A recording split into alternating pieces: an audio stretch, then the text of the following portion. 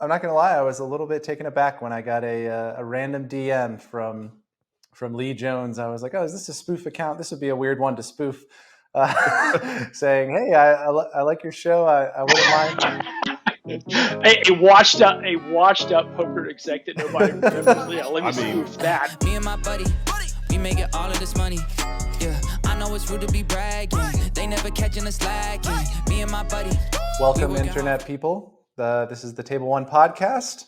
Art Parmann, Justin Young, and very, very special guest taking me all the way back to when I was a young 18-year-old boy with a $50 free deposit on PokerStars.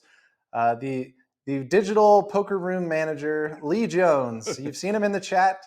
He's probably orchestrated your deal if you won one of the early Sunday Millions. I was going to say, if you final table to Sunday Million, right? Yeah, if you final table to Sunday Million, you know Lee's sweet bracketed name and your chip counts. Welcome to the show, Lee. Yeah, thank you. I'm delighted to be here. I was actually, I'm not gonna lie, I was a little bit taken aback when I got a random DM from Lee Jones. I was like, oh, is this a spoof account? This would be a weird one to spoof. Saying, hey, I like your show. I wouldn't mind. A washed up poker exec that nobody remembers. Yeah, let me spoof that. I'm not gonna lie. I just about everyone I've talked to definitely remembers you. Like, I didn't know context, no nothing. Like, I went golfing with three guys. You hang out with old people. No, like Art old, not like me old. You know, like a bunch of 35 to 37-year-olds. No context. I said, you guys remember Lee Jones? And like, they all took about 4 seconds. They're like, oh my God, the PokerStars guy. I'm like, yeah. How do you remember that? Like, I remember you as the entity, but I never remembered the name. Like, I haven't carried it forward. So this is a true story. We had a guy come and interview at PokerStars. I want to say 2008. No, I lied. 2006-ish. And he'd been working at Party. And they were walking him around, and they brought him in my office. Said, this is Lee Jones. And he just like looks at me like I'm some kind of ghost. And I was like, is there something wrong? And he goes, you actually exist. I'm like, yeah. And he was like, there was somebody that was the card room manager at Party, but that wasn't a real person. That was just a name. And they just like did posts on 2+2 or whatever it was, like signed marketing ads or whatever with that name, but that wasn't a real human. So it kind of freaked this guy out to discover that I was a real living, breathing human.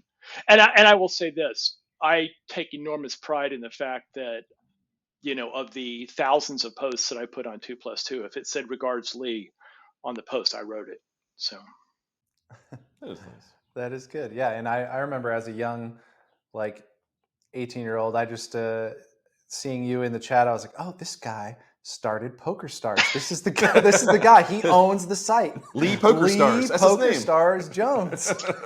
I don't think that was the usual middle name that I got when your kings got cracked. Usually when people dealt with you, though, they had to have been happy. They're at a final table. So, right? Yeah. Right. No, I certainly got to see, I had my, I say that there were people that physically threatened me, and we had some number of emails that came in that was like, when I see Lee Jones, I'm going to take a baseball bat to his head. Oh, beautiful. And, to PokerStars' credit, they took that shit very seriously. Like that person would discover the local law enforcement authorities showing up at their door. Oh, wow. And we had people say, I'm going to come to the Isle of Man, and I'm going to come over to postcode XYZ, which was the headquarters, and I'm going to burn the place down.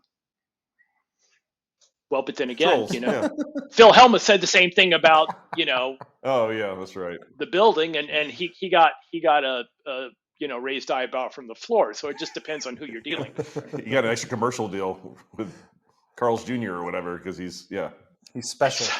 He is very special. That is true. So how did you actually get into the realm of PokerStars just in general? Like I'm sure you have a story how you got into poker as well, but I'm more curious about the job part. Well, so the job part is kind of proximate to my poker origin story. I started. My dad taught my brother and me to play poker, but to my knowledge, he never played the game for real money ever in his life.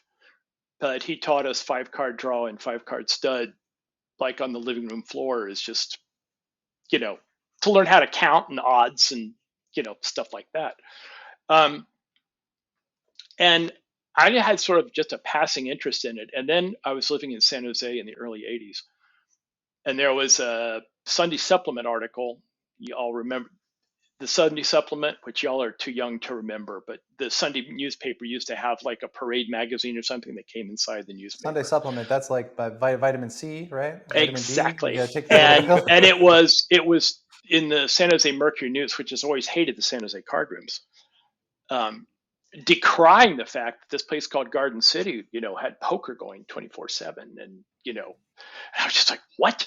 There's poker going, 15 minutes from my house, legal. And I mean, I don't know if you just may know this sort of like by osmosis, but at least when I was first coming up in the game with the legalization of poker across the United States, it's changed a lot. But back in that day, there was more money changed hands at legal poker in California than all the rest of the states combined, including Nevada.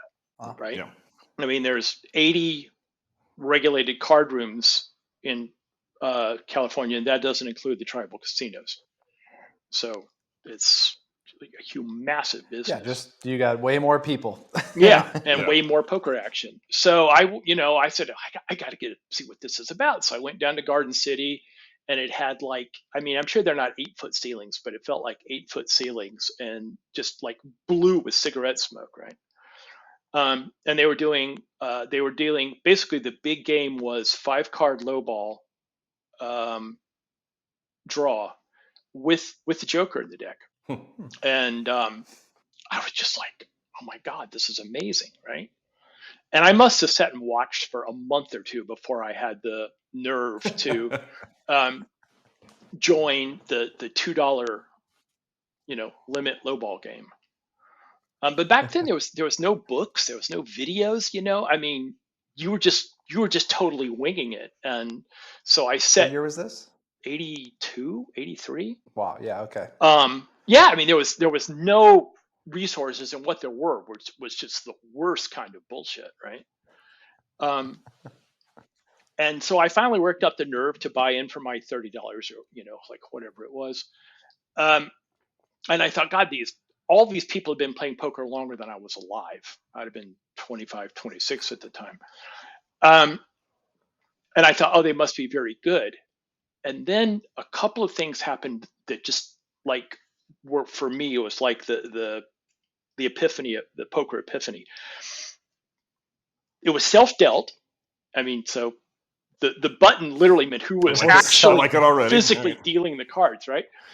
And of course, the draw goes around the table starting left of the dealer, right? And then it would come time for the draw, and people would just start pitching their cards in. Like the person who was, like the dealer had to discard first. That was one of the rules before they could pick up the deck. And if you picked up the deck, you had a pat hand, whether you wanted to or not. But basically, the dealer had to. That makes sense. It makes sense, right? But the dealer had to discard first. But then after that, discard goes around the table. But then I would see the dealer they discard, and then you would see just cards flying in from all corners of the table. And I think, well, I don't really. So you say pat a lot more. well, no, but the point being that I knew that there was information to be had if you were effectively cut off by watching what cards, how many everybody else was discarding, right? And everybody else, nobody seemed to care about that. It was just like, okay, they just want to make their 6 low and get out of there. Exactly. Yeah. And I thought, well, I don't know what I'm talking about, but that can't be right. And then I would watch somebody, call a raise or maybe even 2 raises in front of them and then discard 4. And I mean, giving them the benefit of the doubt, I'd like to think that was the joker that they were holding. Yeah. But, again, I would look and I'd say, well, Maybe not. I don't know what They're just optimists. So I just thought, I don't know what I'm doing. But again, maybe they're not as good as I originally thought they were. Yeah. And at that point, I was hooked. In 84 or 86, Limit Hold'em made it to California. That was the Bicycle Club had actually gone to court against the California Attorney General and said that basically the California AG had an opinion that Hold'em was a form of 7-stud, and that thus it was illegal under the 1910 California gambling statute. And what was his name? George Hardy? He was like the founder of the Bicycle Club. It would be like the Larry Flint or somebody of the old days. And he basically took the California AG to court and said, no, this is not a version of 7-card stud. And the California. So they're not allowed to spread 7-card stud there at the time? That's crazy. That's correct. Wow. And it was referred to in the law as stud horse poker. Sounds sexier that way. What? Sounds sexier. Yeah, right. Stud horse. I don't remember if there has. Do they ever have 7-stud in California? I've never played it there. I don't think there is 7-stud in California exactly because of that 1910 Still to this law. day? To this day. Oh, shit. Because they've never bothered to change it. And because at that point, they wanted to get Hold'em in. They got the flop games in. And at that point, like if you have the flop games, you're like, am I really going to poke the bear over 7-stud? No. Right? So they got Limit Hold'em, and it was the California Gold Rush all over again. So what were you doing? Like you said that you got addicted, right after you saw that people were doing something and seeing something that possibly was wrong. What was your career track? So you guys and I have all kinds of commonalities. My parents are from Charlotte. I went to Duke. Hey, you know what they say? 9 out of 10 women in North Carolina are beautiful, and the other one goes to Duke. And that's actually soccer moms at the age of 18. That's not true, boy. But I digress. I went to Duke, got a computer science degree, and went to work for IBM. And I thought that I would be a software engineer for the rest of my life. Anyway, so there I am being a software engineer in Silicon. I lived in San Jose. I was a software engineer. I'd gotten married. My wife had 2 sons from a previous marriage. And so I had no idea of how to have kids. And I was just like, okay, I'm all in on this. And we were having a big old time learning how to be a family. But that happened in 97. But during the 80s, I was playing Hold'em, and there weren't any books. There was, I don't know how far back you guys go, but Hold'em Poker for Advanced Players, Sklansky and Monmouth, the Bible. I did read that. I have that. That was the book that it was basically targeted at essentially the Mirage 2040 game, and David and Mason just like wrote the book. And the thing is that their game, the 2040, the Mirage, was such a different game than the 3-6 game that I was playing at Garden City, because, they would say, suppose you go to the flop 3 ways for 2 bets. And I'm like, suppose you go to the flop 6 ways for 4 bets, Is it any different? Yeah. If you see the flop, you're seeing the fucking river. And if you're seeing the river, even if it misses you, you got to call just in case. Just because, right? So I had a couple of buddies. I had just got into the internet poker thing, and I was one of the first people with access to the internet back in the early 90s, because I was working at Silicon Graphics, and I had hooked up with some other with some very smart guys way smarter than me. And we were on a thing called Rec Gambling Poker, which would in some ways kind of evolve into 2+2. And guys like Raymer, Andy Block, guys that became big names were just, Chris Ferguson was one of the, people that was involved in that. So this was back in the old days.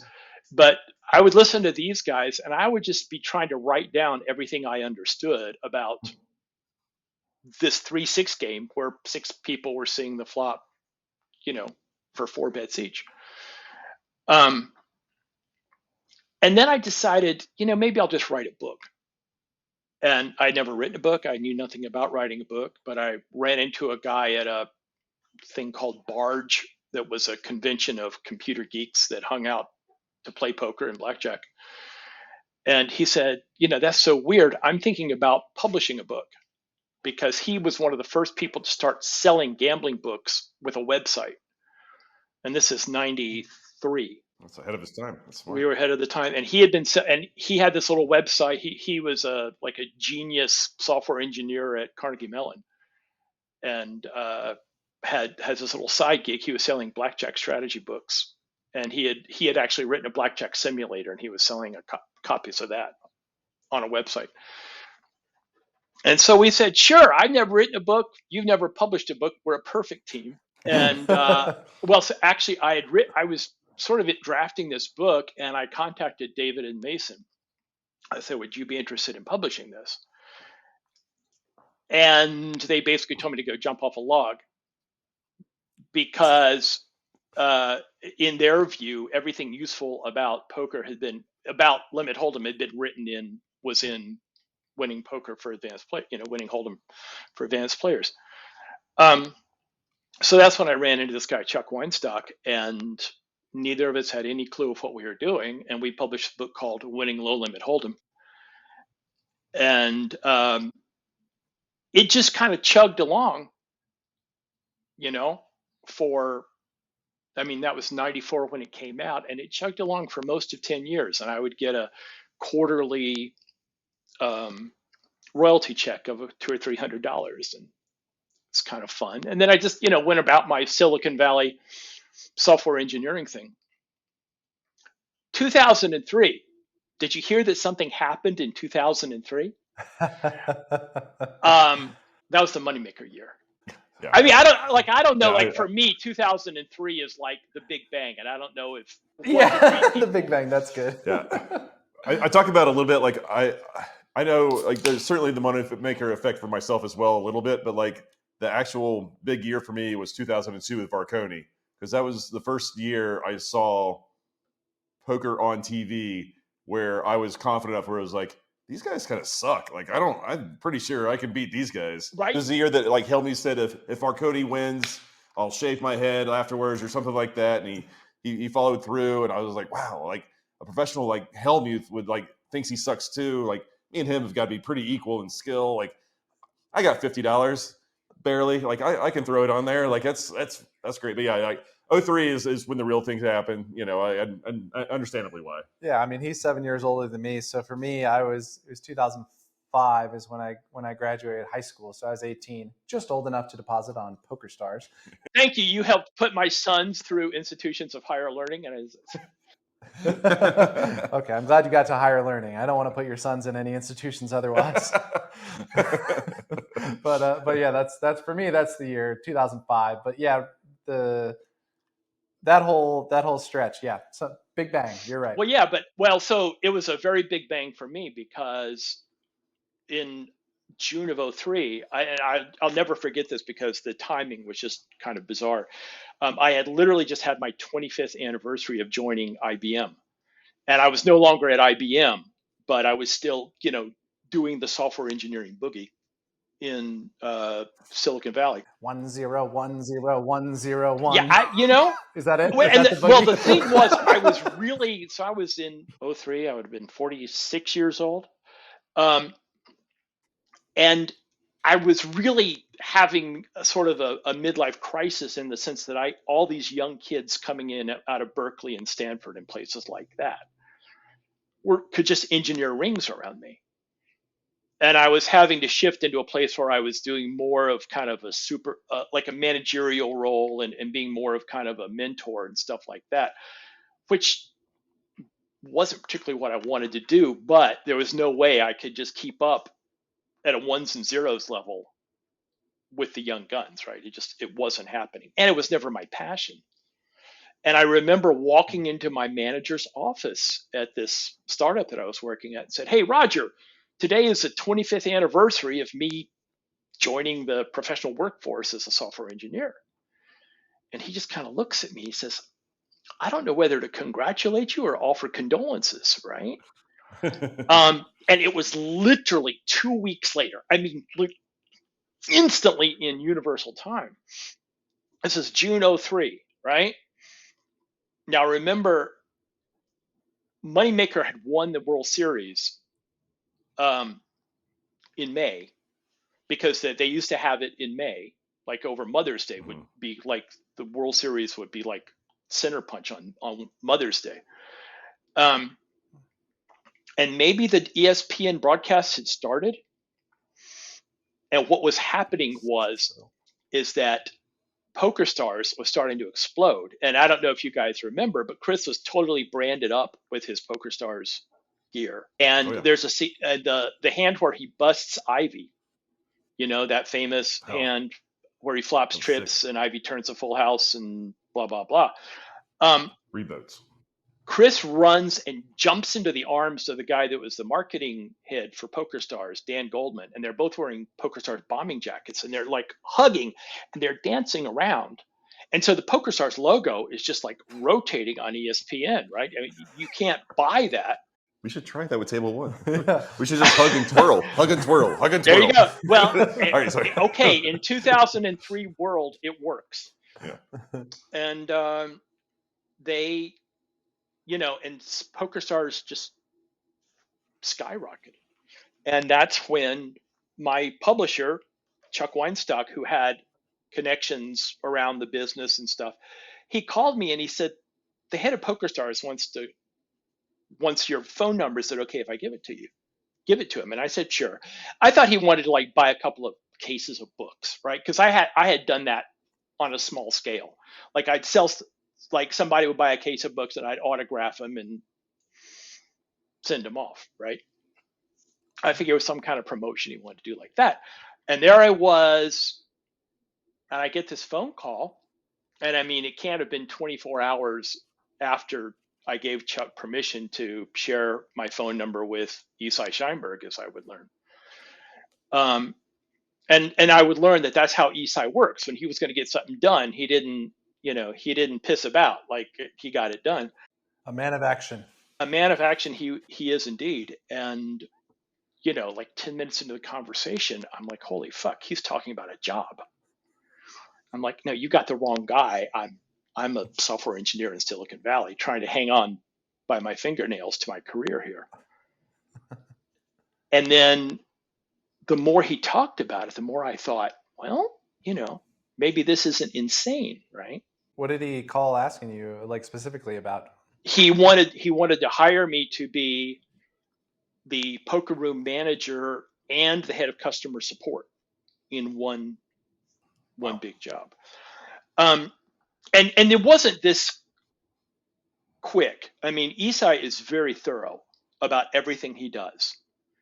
And if I say nothing else on this podcast, I want to say that Isai Scheinberg is a mensch. He is arguably the single most important person to poker as we know it, from a corporate sense.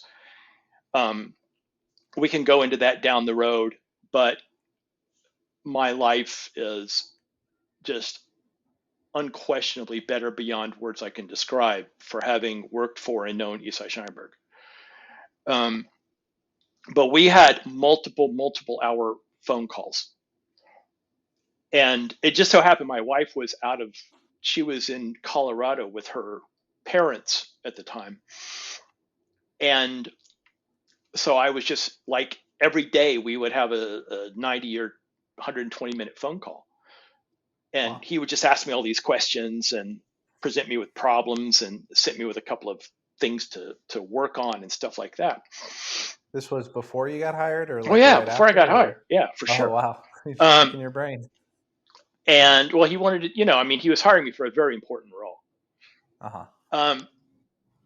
And so finally we get to, and then I don't remember whether we talked to money or location first, but we get to the end of this very long conversation, and he goes, "So Lee, it's no problem to move to Costa Rica, right?" And I'm like, "No, I mean, like I have a wife, and our older son had already gone off to school, but our younger son was at home and had just finally gotten himself locked in at high school, and like the orchestra conductor had taken a liking to him and was keeping him on the straight and narrow." And I thought, no. Yeah, and you're like, are you going to give me like a stipend for sunscreen? I mean, Yeah. just look at me. I live in the fog. Exactly. Look Buried at in this. fog. Look at this skin. Do I look like I'm going to survive Costa Rica? And I was just like, I don't think I can move to Costa Rica. I was like, ooh, that's not good. And I had to think about this some. And I thought, oh, fuck, But, so I called my wife and I said, I may have just turned down the coolest job ever because blah, blah, blah. And she's like, my wife, you show her something pretty and shiny and new. She's like, I'm in, right? And she's like, think of how good John Spanish would get if we moved to Costa Rica. I'm like,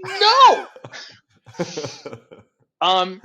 And I had a bad couple of days in there, but he called me back and he said, okay, here's what we're going to do. You be the poker room manager. You stay in California. And he had basically, remember Terrence Chan? Yeah. Terrence is one of the OGs. Yeah, one of the OGs. Sick. Terrence was like employee number 3 or 4 at PokerStars. I didn't know that. Yeah. And so Terrence had agreed to move down to Costa Rica. And he was young and single, so it worked perfectly. And he was going to head up customer support down there, and I would be the poker room manager. And so, like, somehow I threaded the needle, and I got the job. And the rest of the, as they say, is history. So you got to stay in California the whole time? I got to stay in California until 2007. When they moved the company to the Isle of Man, and I sort of got this, MSN Messenger from Eastside. It was, like in the space of one paragraph, it was like, well, you can work for PokerStars or you can live in California, but not both. What was his IM name? Do you remember? I don't. Do you remember Uriah, like Instant Messenger name? No, we were not AOL Instant Messenger. It was MSN Messenger. Oh, okay. And I think it was just our email addresses. All right, sorry. Lee at hotmail.com and Isaiah at hotmail.com. Yeah. 696. And I had hired a bunch of people for PokerStars off of. How did he even like think to reach out to you? It was from your book? Because what he would do is he would go out on Rec Gambling Poker. Yeah. And he would find IRC people chat. whose posts. It wasn't quite IRC. It was news groups. It was something that the DoD had originally set up, and then it kind of expanded out from there. Like but he early would go chat and he rooms, early forums. Yeah, exactly. It was effectively an early chat room, and he would. It was more like Reddit in like it was series of posts, or more like 2+2. And he would go and he would find people whose posts he respected, and then he would reach out to them and offer them jobs because they all turned him down, and so he got to you. Or? No. I mean, he hired. I mean, I think he found Terrence that way. But yeah, the way he would basically what he was looking for is very interesting because Isai actually had worked for IBM like I had, but he was like a 20-year IBM vet. I mean, like serious heavy duty guy. But basically what he wanted was people who knew poker, but he didn't want professional poker players because he felt that professional poker players saw a job as what you had between bankrolls. Which it is. He's not wrong. Like I said, Isai is always the smartest guy in the room, right? And he was correct in that respect as well. And so I was the perfect guy, right? I knew poker, but I had worked for the man for 25 years, and I was very comfortable working for the man. And as I told Art in a text, like, I'm a total square, right? For me, EV without variance is how I sleep at night. I could just picture you as a baby with a little mobile above you. It's just like It's an abacus. It's just like, just all calculators. A regular paycheck, just a regular paycheck, just floating around on that little mobile, right? Yeah, and that's always been me. Like, even when I've played poker, I've never, like, I was telling Art that, like, compared to Micon and Jaffe and all these guys, I'm boring AF. I've never gambled for numbers that would put my financial stability at risk. Well, when I would go and play I mean, John Little was similar as well. He claimed himself to be a on the very nittier side, bankroll wise. He never even came close to overextending himself. He said, if anything, he probably stunted his growth in poker because he wanted to make sure he would never come close to going broke. And John strikes me as that type, and I dig it. Right? Yeah, you guys know Benton Blakeman? Yeah, good friend. Yeah. What Benton? Like, you talk to Benton about bankroll, he's just like the same way. He's like, I've got a wife and a kid, and I never want to even be thinking about that shit at the table. So that's just how some of us roll. It doesn't make for great stories, but whatever.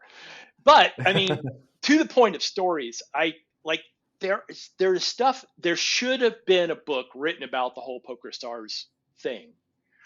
And there are a couple of guys who are capable of writing the book, and for various reasons, they're never going to write the book. But like when Raymer won the 2000, you guys were talking about Raymer winning the 2004, main event, right?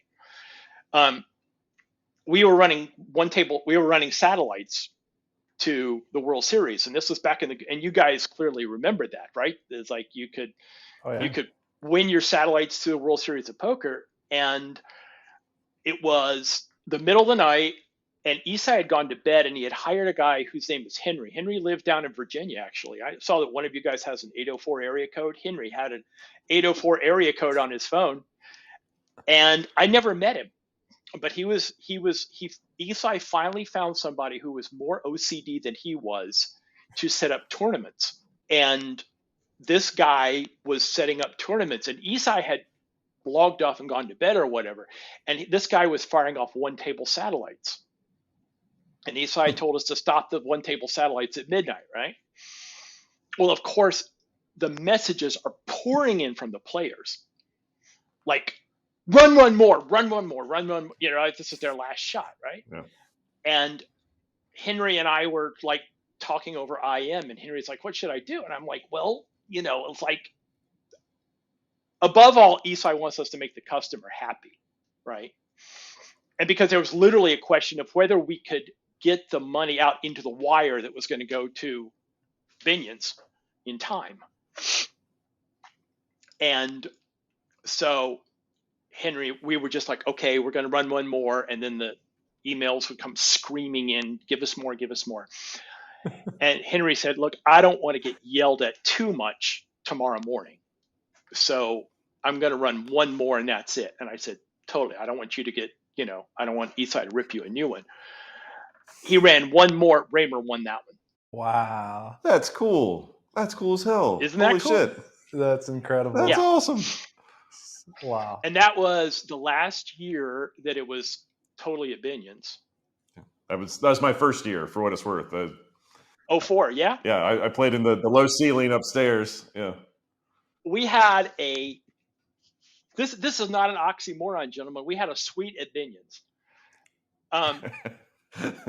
And the players would come up there and we would give them the swag bag and then somehow somebody would go buy them. I think maybe I wasn't involved directly in that, but I was involved in like interacting with the players and, blah, blah, blah. And they would they would come in and get their swag, and somehow they get bought in, and then we'd send them off and wish them well, right? And this one guy comes in, and he doesn't speak English. He only speaks Russian. And we had relatively few Russians. We had infinite Russians qualify, win seats. But then getting a visa from Russia to come over to the U.S. to play was almost impossible, particularly in the time frame that they would have to do it. And also, they sold this as a great free roll because they could basically apply for the visa would get turned down, and we'd send them $10,000, and everybody was super happy, right? But somehow this Russian guy actually showed up to play. And there he is standing, and he speaks like 12 words of English, and we speak exactly 0 words of Russian. All in. And I thought, I have an idea. And I got Isai on the phone. And Isai was raised in Lithuania. Speaks perfect English, perfect Lithuanian, perfect Russian, and perfect Hebrew. And I told you, smartest guy in the room. And I put this guy on the phone with Isai. And I said, yeah, we've got one of our staffers here. It doesn't matter what I say to him because he doesn't speak English, right. But I was, Blah, blah, but basically, blah, blah, blah. so Peanuts. Yeah, exactly. So Isai, over the phone, talks this guy through the procedure of what's going to happen. Isai was like, okay, Lee, give me the quick outline of what he has to do. And so I gave it to him, and then he was my Google Translate. And that guy never knew that he got, step-by-step instructions for registering for the World Series of Poker. Through from the guy. From the man. And while we're on the subject of registering for the World Series of Poker, can I throw Jeffrey Pollock under the bus? Is that all right? Sure. Go for it. Throw anyone you want. Yeah. Do you know who Jeffrey Pollock is? I don't. He's the guy that invented those paintings with the that's Jackson Pollock. No, you're thinking of Jackson. Okay. So this is so weird to me because when people hear the podcast, there are going to be some of them that they hear the name Jeffrey Pollock and they want to throw something through a window, because he was the person who, along with Annie Duke, did the Epic Poker Tour. That's how I knew him. I was in that. Okay. You were. I was an inaugural member of the the only season, I guess, of that. But yeah, I still have a bunch of Epic Rug Pool. I still have a bunch of tickets to the events. I played their satellites. I have like 4 or 5 of them. They're worth. Hang on to those. Yeah, I mean, it's maybe on eBay in like 50 years it might be worth something. They're like old Babe Ruth cards, Yeah. If Babe Ruth, was on steroids. But yeah, I was one of the 100 members of the inaugural Epic Poker League. So at the time, Jeffrey was the head of the World Series of Poker. And in 2005, I'm pretty sure it was 2005 when he was head of World Series of Poker. And it's when the legal situation was starting to get dicey. Because remember, UIGEA was 06. And that was essentially the beginning of the tsunami that would ultimately become Black Friday 5 years later. But anyway, in 2005, what percentage of the main event entrants were PokerStars qualifiers? 69. Honestly, it was quite high. I want to say it was like 30% or something like that. It was 25%. 1 out of every 4 people. That's sick. In the main event was a PokerStars qualifier. Wow. There's a chance I was one of them. I think I was either 05 or 06. I can't remember. Well, I think I was 06. But yeah. And during that time, Jeffrey Pollock actually had a press conference where somebody brought up online qualifiers or something like that. And Jeffrey said, those guys are illegal. We're not taking their money. And while we were in the process of wiring like $12 million to them, wow, for buy-ins, That's and they literally took a wire from us. So should Yeah, never turn down money, right? Yeah. So, and obviously the 2005 World Series looks very different without the. Was that James? That was Hashem, I think, right? That was Yeah. Hashem's Was that year. Hashem? Hashem was not Yeah. a PokerStars qualifier, but 25% of the players were. Yeah, it was a good year. So I don't mean to backtrack at all, but I am quite curious about this. Like when you were working in California as the tournament director, what were your hours like? Because like I'm sure Sundays were just nuts for you, just final table after final table. But like No. like, I only did Tuesdays. the Sunday Million. But Oh, that's it. There was just like only that one. just Oh, Sunday okay. Million, yeah. But my hours were like, you have to understand that Isai does nothing by halves, and whatever he's doing, he is all in on. And he was certainly all in on PokerStars, and his son Mark, who was the CEO, was all in. And so my hours were absurd. I mean, I don't know, 60 or 70 hours a week. What I can remember is that I had a desk sort of in an anteroom of our bedroom, and I would get up in the morning and I'd say, oh, well, I'm just going to go do some emails, and then I'll go about my day, right? And then it would be 1 o'clock, and I'd be sitting there in my underwear and a t-shirt, and I hadn't showered, or it was bad. But it was exciting times, and I was absurdly fortunate, and I just want to emphasize that, just to be part What of that. employee number were you? If you said Terrence Chan was in employee 4? No. I would have Where- been, I don't know, 15 or 20, 25, something like that. I mean, there was Did you guys get equity? The IRS doesn't watch this show for what. No. I mean, I'm square. I'm square with the IRS. I literally filed my tax. Do you guys know Russ Fox? Oh, those are due soon, huh? Yeah. What? Yeah. I don't know Russ Fox. No. Okay, Russ. I know is, of him. Okay, Russ is the accountant to the poker community, and Okay. and I've known Russ for 20 years, and he does my taxes. But if you are the sort of person that likes to tack close to the wind with the IRS, Russ is not your guy. But if you're a nit, Russ is your man. So, I like that. and oh, by the You should way, get a billboard up for him. yeah, but anyway, yeah, I just sent I sent my signature authorization form to Russ an hour ago, so I'm all done with that. But Congratulations. no, I did not get equity. I was very well compensated. And I'll tell you an Isai story. But yes, I was very well compensated. I have heard stories that some of the very earliest people may have gotten a little tiny slice of the pie, which of course would have turned absurdly large by the time everything was said and done. Very big pie. But I didn't get equity.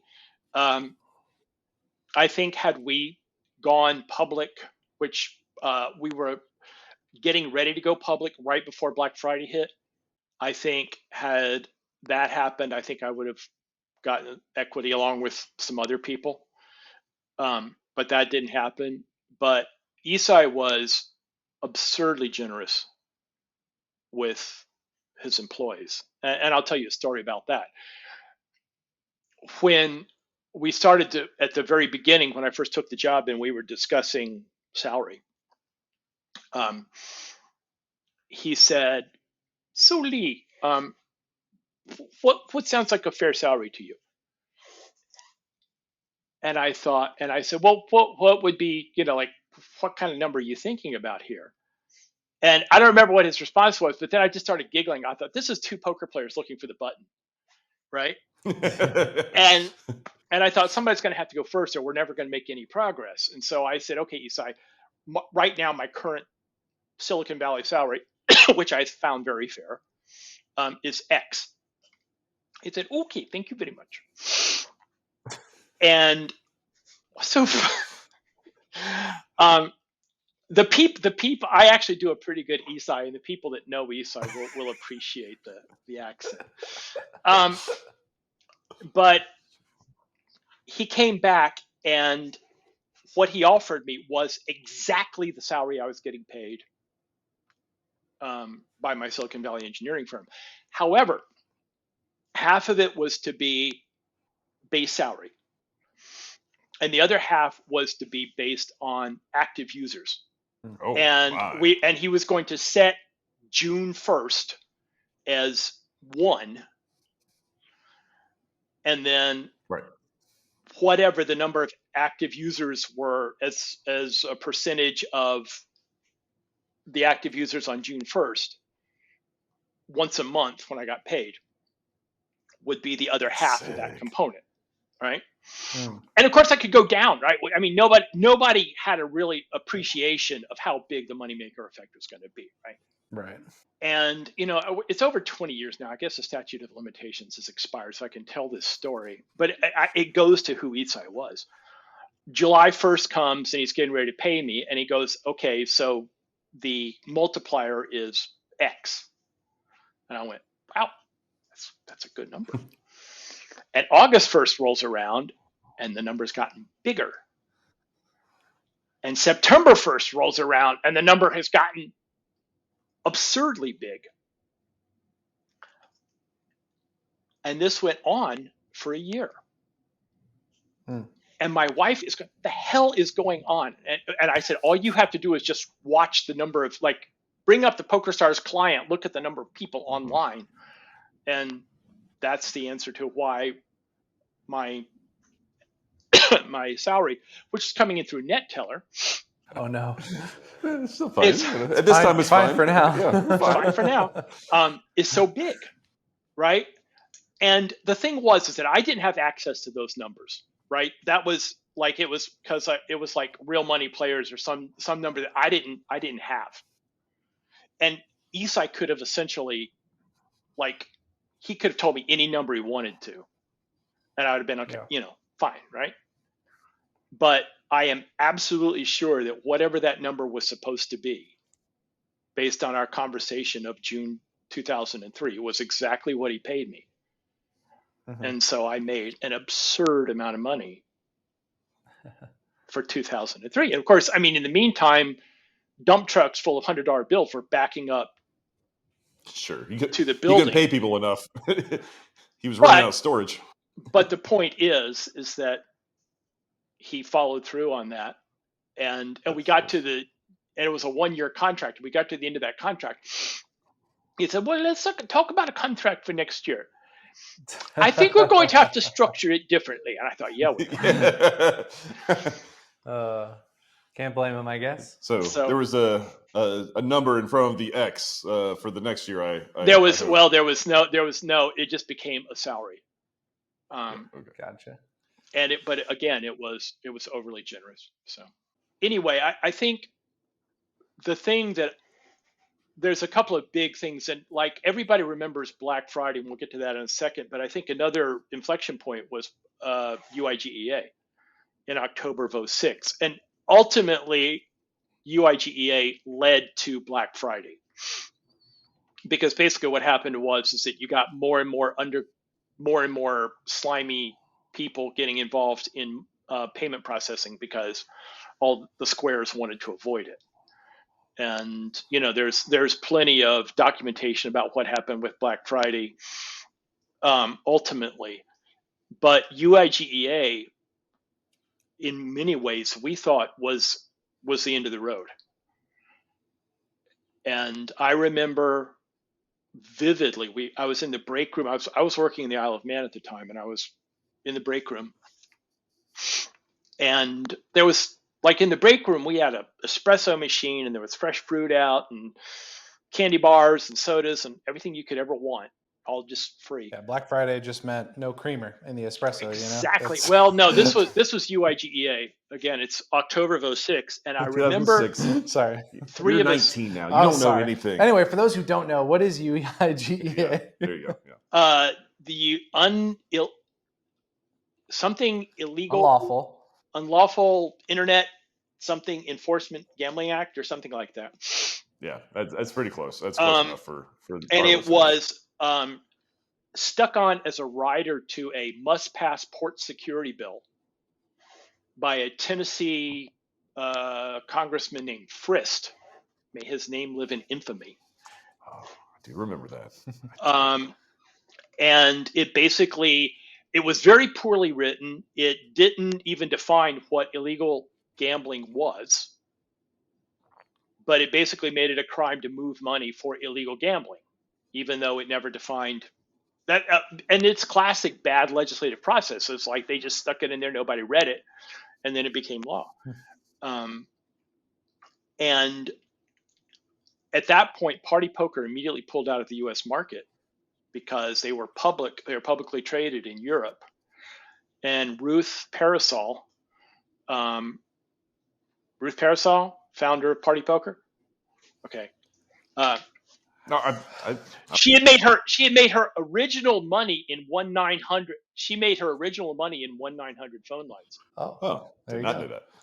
And then parlayed it into Party Poker, and got together with Mike Sexton, and I can't remember his name right now. It'll come to me as soon as we hang up.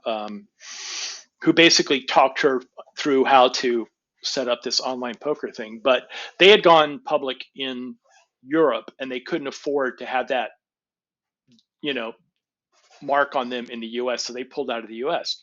And I remember being in the break room with 2 or 3 other people, just randomly in the break room, and Isai walking in the break room, getting a banana out of the basket. He's peeling it. He goes, "So, do you think we should leave the United States?"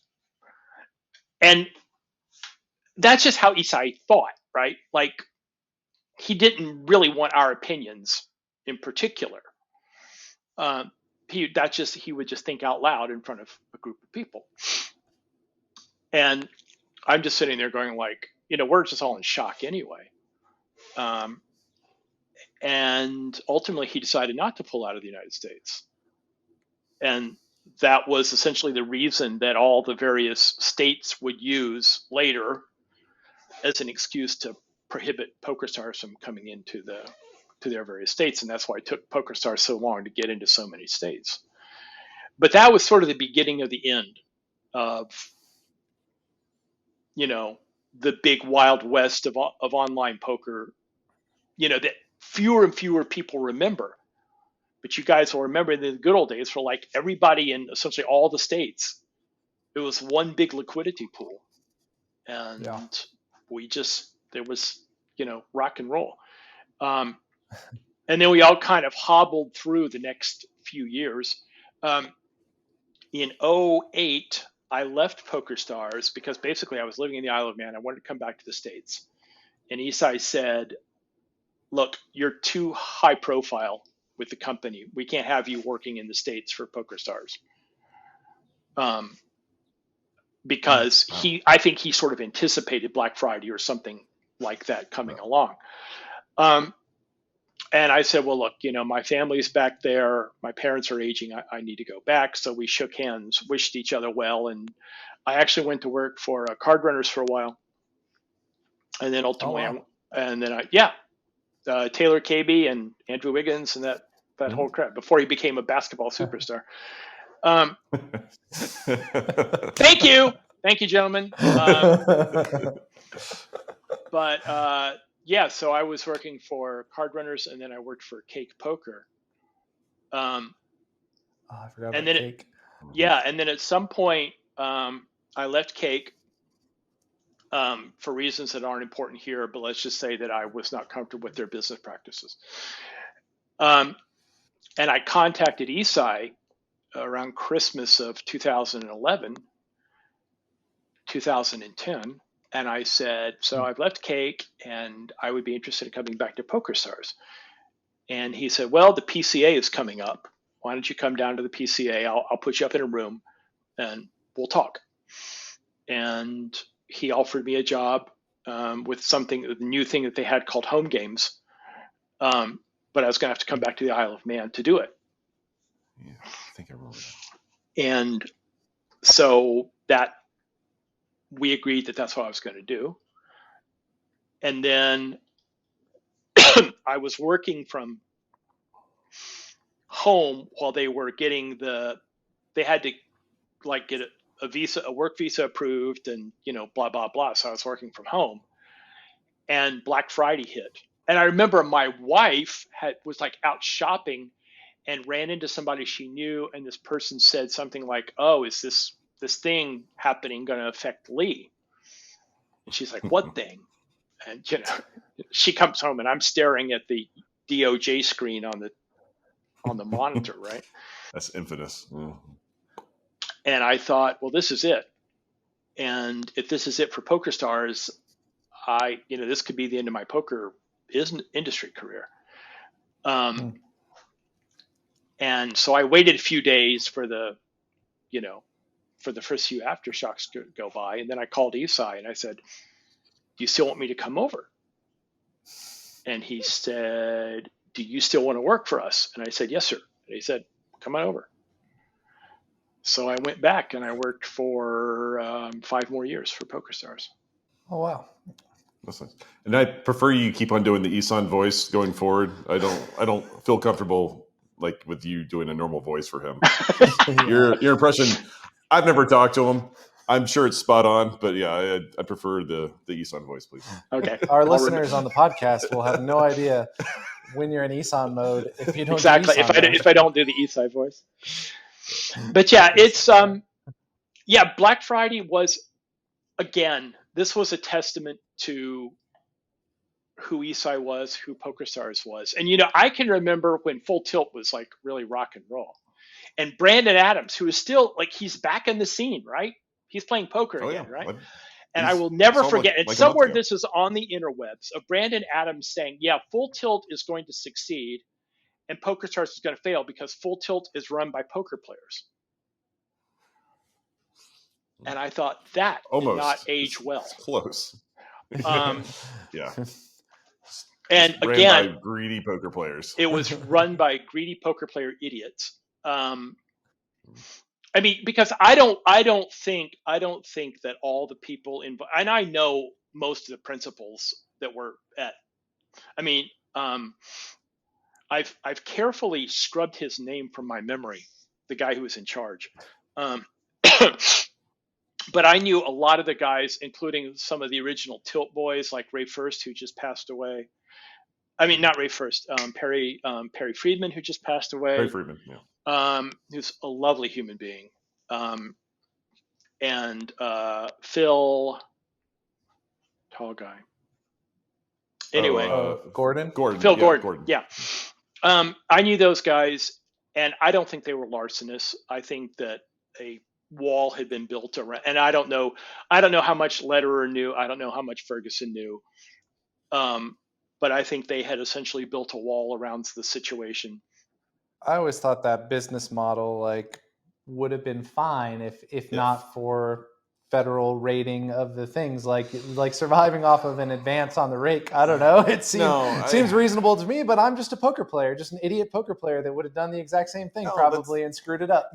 They built it into a pyramid scheme. It's exactly. Not it became a pyramid scheme, and it couldn't continue forever. And in the context of UIGEA, they should have known it wasn't going to continue forever, right? They were already, which either means that they're idiots, which they were not idiots, or they knew it was coming and they didn't give a fuck. Or sorry, they did not care. Excuse the sense of your side. I don't usually curse on the podcast. Yeah, sorry. Yeah, but that's really the thing. It's the classic thing that you have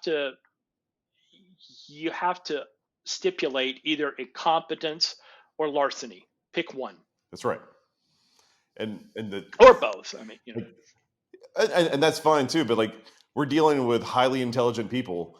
If you're going to be negligent beyond your intelligence, that's one thing. But if your intelligence oversees this thing, you're blindly not looking at it on purpose, which is larceny. They already knew. And I'm not saying everyone involved. I'm just saying the people at the top that were making the decisions. Yes. They can't be this intelligent and do the same thing at the same time. I have a hard time with Full Tilt. In the context of UIGEA, and I promise you, they were dealing with payment processors that were one step above arms dealers and drug runners. I mean, seriously, those are that's the business that those people were in.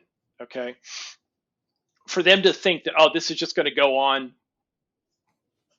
no problem, for eternity is absurd. So I have absolutely no sympathy for that whatsoever. And I hope people constantly remind Brandon Adams of that comment. You know, if I ever run into him at a poker table, I promise you that's the first thing I'm going to say. So, Brandon. But to give you an idea of what a tight operation PokerStars ran, there was a woman named Donna Krellin, and she is a Manx woman. I lied. She's an Aussie who married a Manx guy and moved to the Isle of Man. What's a Manx guy? From the Isle of Man. Somebody from the Isle of Man. Thanks. Like Sorry, a Manx cat is ostensibly from the Isle of Man. Yep. And she was the head of finance. Okay. And it was her job to essentially keep track of all the dollars moving in and out of all the accounts. And yeah. And she had this little team. I could remember exactly where their office was. And she had a team of like 4 or 5 people. And their job was to make sure that all the money moved to all the right places at all the right times. Black Friday came. The Justice Department shut down all of our pipelines in any direction. And our people contacted the DOJ and said, look, we want to pay back our American customers. And so the DOJ gave us permission to open up the pipes long enough to pay back our American customers. And PokerStars paid back its American players $113 million in 3 weeks. And that's because Donna and her people had the money where it was supposed to be. And in 3 weeks, they moved $113 million back to the American players. And the full tilt people went.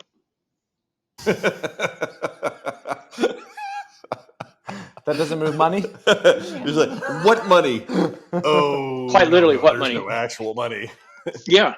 And of course, I mean, again, this needs to go on the public record. But because like you always hear people talk about, oh, S&E, remember how PokerStars screwed us out of S&E and all that other stuff?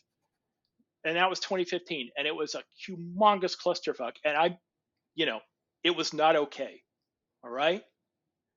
But let's go back to 2012 when PokerStars went to the DOJ and said, how about this? How about we buy Full Tilt, Oh, that's right. all of their assets. We make all the Full Tilt players whole. Can we do that? And that's what happened. And PokerStars paid a big fine, and they bought the assets of Full Tilt, and they made all the Full Tilt players whole. And by the way, the original offer was that we would make the Full Tilt players whole the way that we had made our players whole back right after Black Friday. And they said, no, we're going to pass it through this third party. And I don't remember the name of the company, but if you had a balance on Full Tilt, you will remember this, but you basically had to send an application to a third party. Yeah, vaguely remember it, but yeah, it was a simple process, but yeah, it was a process. Yeah. Well, I don't know. I said this on the last podcast. I never got my flip-flops. I had an FPP order in for a pair of flip-flops from Full Tilt. Those didn't come in PokerStars. I remember like their store was still open even after Black Friday, and like I ordered so much stuff because like I had Sure, why wouldn't you? I had all the FPPs, and I was like, what am I like? I want to save up for a laptop. Instead, I just mouse pads and koozies and whatever. Obviously, none of it came through or whatever. But yeah, I remember like 3 days after that, I ordered everything I could, and yeah, I got nothing. But you got like, your money. You know, like I also had some money on Ultimate Bet too. So yeah, there's how that worked out. Yeah. Did Phil make you right? No, so slightly embarrassing. Well, whatever. It's not embarrassing. It was the way of the times or whatever. But right before Black Friday, about 3 months beforehand, I was signed as an ambassador for them, a pro. They promised me certain money up front, and then a contract going forward for the year. I was like, oh, this is great. Like passive income. I love it. And then Black Friday happened, and I texted them, or not texted them. I emailed them. I was like, all right, so like at least I understand I don't get the year. I get that, but like the signing bonus, like I get that, right? They're like, yeah, we just put it in your account, so it's on the account for you. I'm like, oh, but I can't get into my account. They're like, oh, well, sorry about that. Like, but we put it on there for you. You just can't access it. It just turns out. Yep. Yeah, it's another thing. All right, so you we've rehashed the past. What's going on with present Lee and future Lee? You still living in the poker streets? I know you love poker. I mean, do not love like poker. Zhao Zhang. I love poker, but I love poker. I mean, in Garrett Morris's famous word, poker been very, very good to me. But I love poker, and I've really never left the game. I spent the pandemic really studying the game seriously. I started getting coaching from Andrew Brokus. If you don't know who Andrew Brokus is, look him up. I know him. He's got like a Thinking Poker right? podcast. Yes, I know that. I've heard of that. I don't know personally. He is pretending to know. He's one of the strongest theory guys in the business. Ask like Berkey. Tournament, cash games, limit, like mixed games, any of it. everything. Any of it. Well, I mean, not he would refuse to talk to you about mixed games or limit or anything like that, just because he wouldn't feel comfortable about it. But yeah, ask Berkey who the top 3 theory guys he knows are, and Brokus will be on that list. Okay. But I started. He's also the single best listener I've ever talked to. I mean, he missed his calling as a therapist. But so I've been studying with him, and just learning about solvers and all that other stuff. And I play. There's a club 15 minutes from our house called the Oaks. It's a terrible place. You don't want to go to it. The players are really good. There's no action. I see what you're doing here. And you keep a poker face during this whole thing. And so I've made a deal with not a deal with myself, but my goal for the year is to play 600 hours. And for somebody with an active life, and we have a grandchild that lives mile and a half away, so a lot of time with her. And I do a lot of writing. I write for Poker.org, and I'm also writing for PokerCoaching.com. Speaking of John Little, yeah, I just signed up for his stuff yesterday, actually. Sorry, this just a quick aside. It has nothing to do with you, but we had John Little on, and he basically was begging me the last 10 minutes to get on his site for free for a year. I'm like, oh, I don't need poker coaching. And then since then, I've just been on an even more massive downslide than I've ever been on in my life. And I saw him 2 days ago. I was like, remember that poker coaching you kind of halfway promised me a couple months ago? He's like, yeah. He's like, can I have it now? He's like, yes. And I was like, can I just get a month? He's like, you take a year, 2 years, 5 years. I just want you to win again, Justin. I just want you to win. Like, oh, damn! John, I just want John, you're so sweet. Right after. John, I've known John since the bat haircut days, and he is one of our solid citizens. I'm really. Damn! Right after he was on the podcast, I paid and I got a subscription. John, can I get my money back? I gave you $500. Apparently, you seem more competent than me, so like it's. I was fair. just more embarrassed, I'll just pay, and then no one will ever know. But here I am telling it to the internet. Either way, go ahead. I just want to give another shout out to John Little. How great he is. That's it. It was yeah. I mean, what I really want is I wish this book had gotten written about some of the early days. Like you guys went to the PCA, right? I remember like the first year we were at the Atlantis, and like literally helping pull Cat 5 cables, because we did Battleship, where you would have I remember that. 2 laptops back to back. Mm-hmm. Help the nerds acclimate. Yeah. And so it was really fun because that way you were playing heads up matches over the tops of the laptops, right? And Vanessa Selps almost got into a fist fight with whoever she was playing against. I remember the controversy. I don't remember who she was playing though. I was about to say a name, but I don't think it's right. I can see him in my head, and I just remember thinking that he had 6 or 8 inches and 75 pounds on Vanessa, and I still wasn't sure where I was going to set the line. But, but you know, that's the thing. When I watch Berkey's podcast and I see Landon Tice, and it's like he doesn't understand the richness, like this deep, dark, rich soil that our game is rooted in. You know, he just sees it as a bunch of numbers and you know, betting ranges and stuff. And it's so much more than that. And the people, you know, I mean, we lost Doyle last year, and I played in a 2040 limit game against Johnny Moss.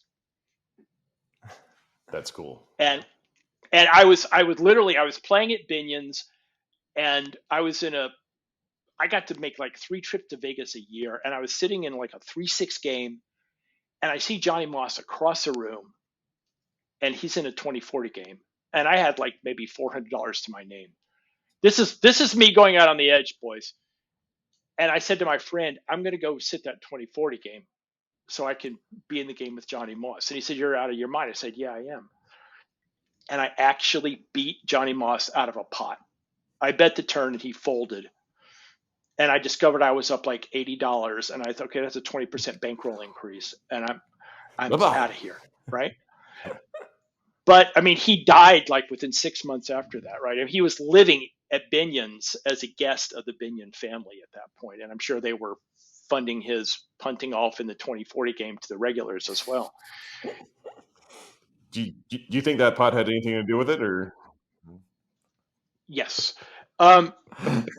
Yeah, I mean, Justin, you talked about how like your family is like, oh, it's all seedy and all this other stuff, right?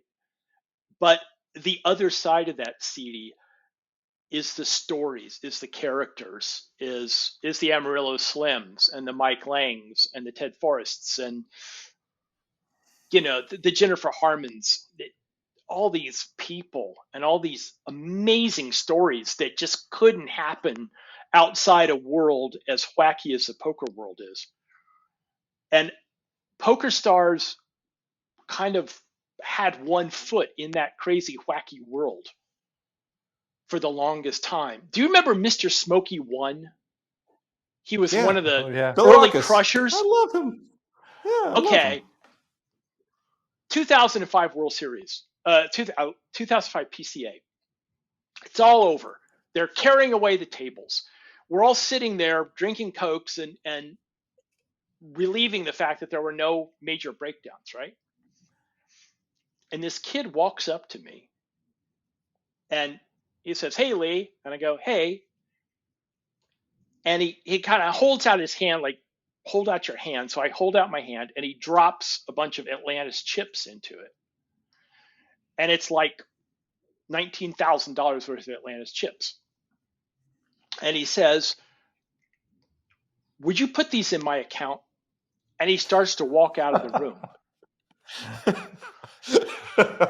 And Dan Goldman, who is the head of marketing and was one of the other original employees at PokerStars, is sitting there. I say, "Dan, can we do this?"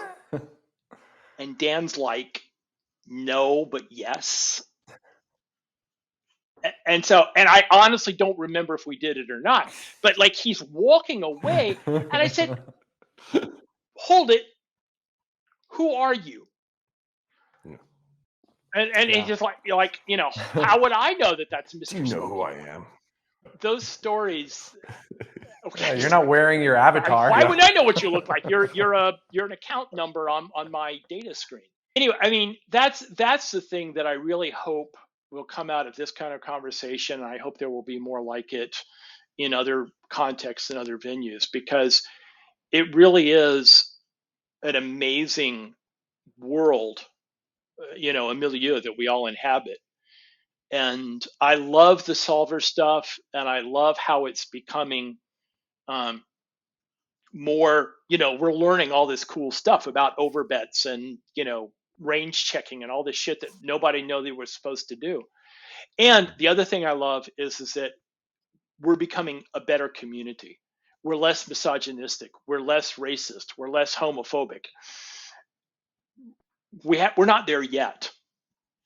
But I know that when I think about where we were 20, 30, 40 years ago, it's fairly appalling. So in that sense, I'm really happy about all that stuff. But there's so much here, and there's so much great history that we have, and I hope that it won't all get lost, and that the people, the Landon Tices of the world, will have a time or some kind of resource where they can go and they go, wow, I'm, my little shoot off this tree is coming from this amazing forest of stories and people that are in some ways bigger than life. So do you think he's on Team Becker or Team Tice? That was beautifully said. Honestly, I couldn't agree more. I mean, I feel like this is true just across the board or whatever. Like, a lot of younger people are always coming in, kind of taking advantage of all the grassroots that were put in by not even people like me, but like, people that came in a generation before me, and then a generation like 10 years before I came in and whatnot. And then just the internet boom, and everything just worked out well for them. And they treat it like it's something that's deserved instead of something that should be appreciated, which is It's true. A lot of entitlement going on. yeah. Oh yeah, thumbs up there. Oh.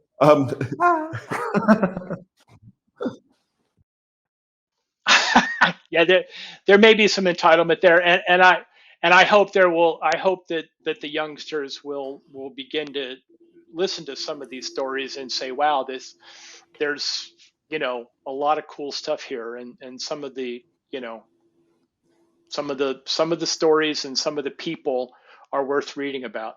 But let me sign off with a couple of books you ought to go read. Biggest Game in Town by Al Alvarez, Big Deal by Anthony Holden. Positively Fifth Street. Love that. McManus. McManus. Yeah, I like that one. And that was a brilliant one. And Professor Banker and Suicide King. Which I've not is read that. It's good. The story of what? Andy Beale. I know the Yes. story without reading the book, but like I have not read the book yet. Yeah. I know the story, but That is just glorious detail. And oh, by the way, the fifth book that I would add to that list is Biggest Bluff by Maria Konnikova, which everybody needs to go read because it might be the single best poker book of all time. Wow. yeah. So anyway, I'm good go, friends with them that Landon, haven't go read it. read those books. Cool. I'm glad you Go reached read out, those Lee. books, people. This was a really good conversation. I'm Learn happy your to meet history. you. Honestly, I kind of want to do this again. I'm not gonna lie. Like I don't know how far in the future we need to do this, but like our video seems to be kind of shitty, and I would like to do a little bit more of this. I'm sure it'll all come out in the wash. Well, I've just really I've enjoyed hanging out with you guys. I'm going to be in town for the series towards the end of June. Maybe we can have coffee or something. It would be good to hang out for a little bit. Yeah, Bailey's and coffee sounds good. However you like your coffee would be great. Thanks for doing this, Lee. Gentlemen, I appreciate your time. All right. Thank you Thanks, so Lee. much. So- Take care. Me and my buddy, we making all of this money. Yeah, I know it's rude to be bragging. They never catching us lacking.